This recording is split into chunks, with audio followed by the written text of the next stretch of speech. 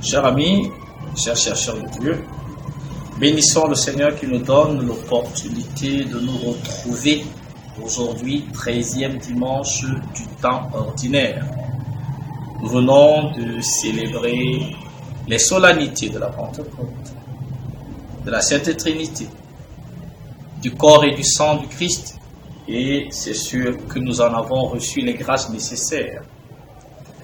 Et aujourd'hui, notre Sainte Mère, l'Église nous donne de parcourir le premier livre des Rois, chapitre 19, versets 16 à 21, le psaume 15, l'épître de Saint Paul aux Galates, chapitre 5, versets 1, puis 13 à 18, et effectivement l'évangile de Luc, chapitre 51 à 50.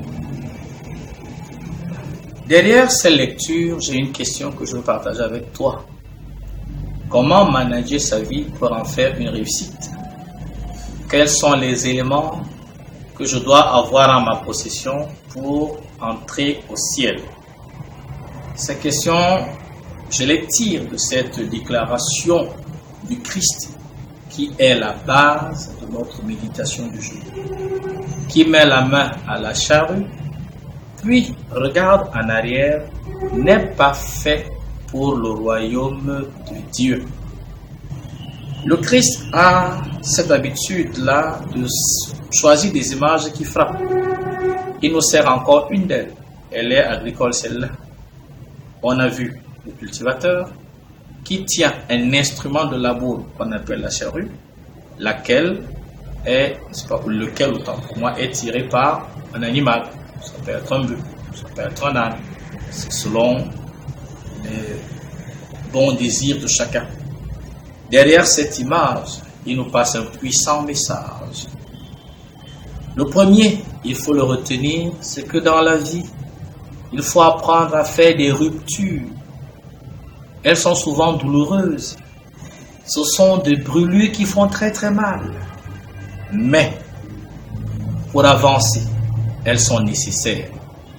Le cultivateur ne saurait réussir à labourer tout le champ si à chaque moment il s'arrêtait pour regarder en arrière. Le travail serait mal fait et surtout serait ralenti.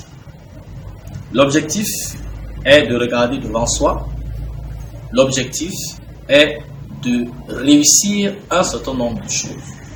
Mais le tu nous a dit qu'Élisée était rendu au 12e sillon qu'il avait entamé depuis le jour quand Élisée, n'est-ce pas, va l'appeler via le geste magistral et très intéressant du lancer du manteau, disons ça comme ça. Oui, est-ce que dans la vie, tu as des objectifs? Est-ce que tu sais prendre les moyens pour les atteindre? Il faut te rappeler que l'objectif majeur est le royaume des cieux. Et pour cela, il faut tout miser. Jésus a utilisé bien des images pour que nous ne rations pas une opportunité de la saisir. Donc, ce dimanche, il faut faire le point par rapport à tous ces regrets souvent inutiles qui nous empoisonnent la vie. Il faut avancer. On n'avance pas à reculons, comme dirait quelqu'un. Si le cultivateur ne cesse de se retourner, il ne peut pas avancer. Aussi, il y a des pesanteurs qu'il faut grandir. Il y a des pesanteurs qu'il faut dépasser. Oui, ce dimanche, disons merci à Jésus qui nous donne une autre belle vérité en vue du royaume des cieux. Il nous dit, comme le cultivateur garde les yeux fixés sur l'attelage et même sur le sol, il nous invite à la vigilance. Il nous invite à la concentration. Oui, on ne peut pas être déconcentré. Il ne faut pas être dispersé dans notre marche vers le royaume des cieux. Si le cultivateur était déconcentré, si le cultivateur était dispersé, il ne pourrait pas réussir son champ, du moins le labour, il ne pourrait pas semer, il ne pourrait rien récolter, et bonjour la famine et la mort va s'en suivre, donc un échec au bout du compte. Oui, mais tenons aujourd'hui cette vérité-là. Quand on met la main à la charrue, on regarde devant soi et on avance. Jésus nous dit également derrière la belle histoire de celui-là en lien avec l'épisode d'Élisée et d'Élie, que dans la vie, il faut avoir le courage de ses convictions. Souvenons-nous l'histoire du jeune homme riche qui demanda à Jésus qu'est-ce qu'il fallait faire pour avoir la vie éternelle. Et quand Jésus lui a donné les conditions qu'il fallait remplir, eh bien, il a simplement tourné le dos, il est allé tout triste. Effectivement, il a ressemblé à ce cultivateur-là qui a mis la main à la charrue en vue du royaume des cieux, mais qui n'a cessé de se retourner. Et par conséquent, il n'a pas été capable de faire le bon choix. Oui, rappelons-nous aussi ces hommes et femmes qui un jour ont fait le choix définitif de Jésus, par exemple les saints, et qui tout au long de leur vie, n'est-ce pas, ont vécu selon le choix qu'ils avaient fait. Il va également de ça. Oui, Jésus nous dit aujourd'hui qu'il est important dans parfois la gestion des affaires. Est-ce que quand on arrive à un endroit, on veut tout bouleverser, tout chambouler? Ou alors, on se dit quand même que ses prédécesseurs n'ont presque pas tout gâté?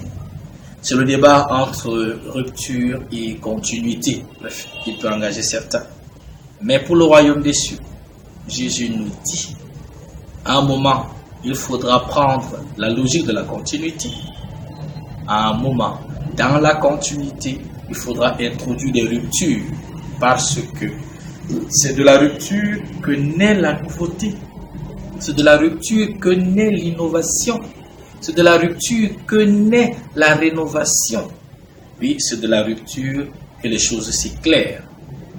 Ce dimanche, demandons au Seigneur la grâce de ne pas avoir peur de procéder à des ruptures, de ne pas avoir peur de procéder à des détachements, de ne pas avoir peur de procéder à des abandons, car c'est de ça qu'il s'agit.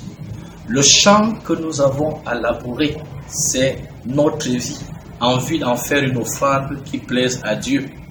Tu te souviens la mélodie? Un grand champ à moissonner, une vigne à vendanger. Le Seigneur appelle déjà ses amis. Oui, toi et moi, nous avons notre vie à vendanger, nous avons notre vie à moissonner. Que Marie nous aide avec Saint Joseph à ne pas regarder en arrière une fois qu'on a mis la main à la charrue. Nous avons mis la main à la charrue le jour de notre baptême. Nous avons mis la main à la charrue le jour où nous recevions la première communion. Ou les sacrements que nous avons reçus, nous avons mis la main à la charrue. Si aujourd'hui tu sembles découragé, tu sembles désorienté, n'est-ce pas parce que en même temps tu veux le royaume des cieux, en même temps tu veux ce qui lui est contraire? Et là encore Jésus nous a dit que si quelque chose t'empêchait d'aller au ciel, sépare-toi de celle-ci. Si c'est ton œil, perce-le. Si c'est ton pied, coupe-le. Si c'est ton bras, arrache-le. Encore une fois, à toi de te demander, à nous de nous demander, qu'est-ce que je regrette en étant à la suite de Jésus? Mais j'ai envie de te dire, à la suite de Jésus, on ne regrette rien. Car choisir Jésus, c'est faire le bon choix. Que Dieu bénisse ta semaine, qu'il te protège de tout regret, d'abandon de la marche vers le royaume des cieux et qu'il nous bénisse. À dimanche prochain.